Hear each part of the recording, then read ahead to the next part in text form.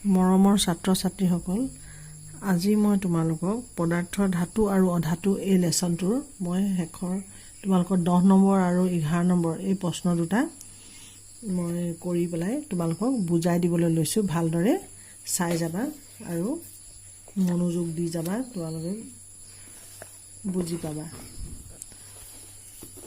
ইয়াত কি আছিল প্ৰশ্নটো 10 নম্বৰটোত কি আছিল যে হালনিয়ে এটুকুৰা জ্বলন্ত এঙাৰ লৈ তাৰ পৰা ওলোৱা গেছখিনিক পৰীক্ষা নলী এটাত সংগ্ৰহ কৰিলে।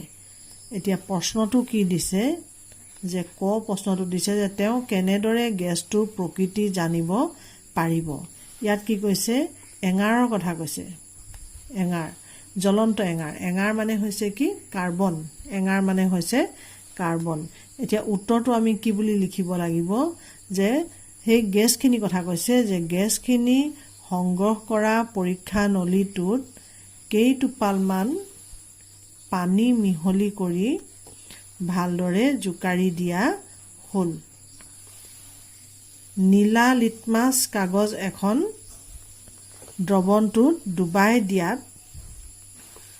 নীলা লিটমাছৰ ৰং সলনি হৈ ৰঙা হ'ল। সেয়েহে হালনিয়ে গেছটোৰ প্ৰকৃতি আম্লিক বুলি জানিব পাৰিলে। ইয়াত কি বুজিছো যে এচিডে কি কৰে, অম্লই নীলা লিটমাছ ৰঙা কৰে। এই যিটো দ্ৰৱণত পানী মিহলি কৰি দিয়া হ'ল, অকমান পানী মিহলাই তাক জোকাৰি দিয়া হ'ল আৰু নীলা লিটমাছ কাগজ এখন তাত যদি ডুবাই দিয়া হয় তেতিয়াহ'লে এই নীলা বৰণটো গৈ পেলাই কেনেকুৱা হ'ল, ৰঙা হ'ল। তাৰমানে এচিডৰ এটা ধৰ্ম কি, ই নীলা লিটমাছ ৰঙা কৰে। এই প্ৰশ্নটোৰ উত্তৰটো এনেদৰে লিখিবা। তাৰ পিছতে খটো কি দিয়া হৈছে যে এই আগৰ প্ৰশ্নটোৰ কথাই কৈছে যে এই প্ৰক্ৰিয়াটোত সংগঠিত হোৱা সকলোবোৰ বিক্ৰিয়াৰ শব্দ সমীকৰণ লিখা। এইটো আমি কেনেকৈ লিখিম, এঙাৰ। এঙাৰ বুলি ক'লে কি হয়, কাৰ্বন। এঙাৰ অক্সিজেনৰ লগত বিক্ৰিয়া কৰি পেলাই কি হয়, কাৰ্বন ডাই অক্সাইড গেছ উৎপন্ন কৰে। কাৰ্বন ডাই অক্সাইড গেছ উৎপন্ন কৰে। এতিয়া আমি কেনেদৰে লিখিম, এঙাৰ, কাৰ্বনটো হৈছে এঙাৰ প্লাছ অক্সিজেন, তেতিয়া কি উৎপন্ন কৰিব, কাৰ্বন ডাই অক্সাইড।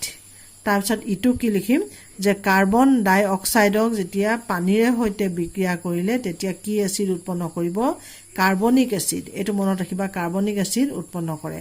এতিয়া কাৰ্বন ডাই অক্সাইড যোগ পানী ইজুকেলটো কি ওলাব, এইফালে কাৰ্বনিক এচিড। ইয়াৰ পিছত আৰু এটা প্ৰশ্ন আছে, 11 নম্বৰ প্ৰশ্নটো যে এদিনাখন ৰীতাই মাকৰ লগত গহনাৰ দোকানলৈ গৈছিল।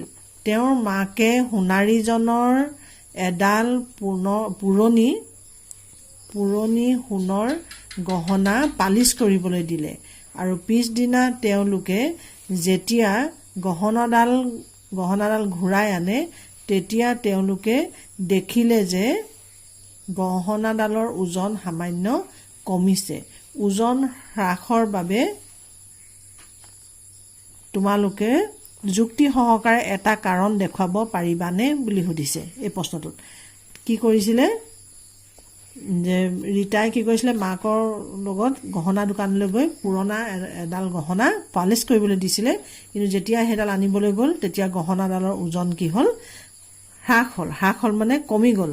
তাৰমানে তাৰ ওজনটো কমি গ'ল। কি কাৰণে কমি গ'ল, তাৰ যুক্তি দেখুৱাবলৈ গৈছে। যুক্তিটো এনেদৰে লিখিবা, উত্তৰ যে সোণাৰীজনে গহনাডাল পলিচ কৰিবৰ বাবে অম্লৰাজ ব্যৱহাৰ কৰিছিল। অম্লৰাজ হ'ল গ্ৰাহ হাইড্ৰক্লৰিক এচিড আৰু নাইট্ৰিক এচিডৰ 3:1 অনুপাতত সদ্য প্ৰস্তুত মিশ্ৰণ। অম্লৰাজে সোণ দ্ৰৱীভূত কৰে। গহনাডাল অম্লৰাজত ডুবাই দিয়াৰ ফলত গহনাডালৰ বাহিৰৰ পৃষ্ঠৰ পৰা সোণ দ্ৰৱীভূত হ'ল আৰু ভিতৰৰ উজ্জ্বল পৃষ্ঠ পোৱা গ'ল। গতিকে গহনাডালৰ ওজন সামান্য পৰিমাণে কমি গ'ল। ইয়াত আমি কি বস্তু পাইছো, অম্লৰাজ। অম্লৰাজ কি বস্তু, ই কি হয়, সোণ গলোৱা এটা এচিড। আৰু ইয়াক কি কেনেকে মিলাই, দুটা এচিড থাকে। এটা হৈছে গ্ৰাহ হাইড্ৰক্লৰিক এচিড আৰু এটা হৈছে নাইট্ৰিক এচিড, গ্ৰাহ নাইট্ৰিক এচিড।